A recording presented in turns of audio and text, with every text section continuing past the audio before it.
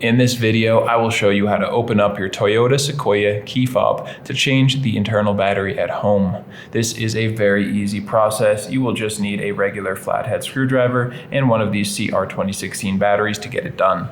Now, if you don't know where to get one of those batteries or you just like to get one online, I will leave a link down in the description to get one on Amazon for just a couple of bucks. The first step here is to look at the top of the device. You can see there is a little slot there. We're going to take our flathead screwdriver, insert it in, and just give it a twist. That will crack the device open, and you can just set that back part to the side, and from here it is super easy. You just push on the bottom of the battery. Oh, there it is. You're just gonna either kind of pull the battery back and it will pop up like that, or just push on the bottom and it will pop up as well.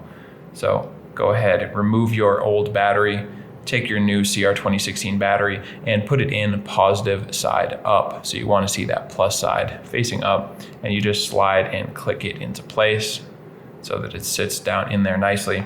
And you just click the two halves back together. And that's really all it takes. It's a super simple process. I hope that was really helpful for you. And if it was, feel free to let me know down in the comments, or just give this video a like so it can reach more people and help them out too. And if you ever need help changing another battery in any of your key fobs, we have tutorials for pretty much every device from every maker model here on this YouTube channel, as well as over at our website, fobbattery.com.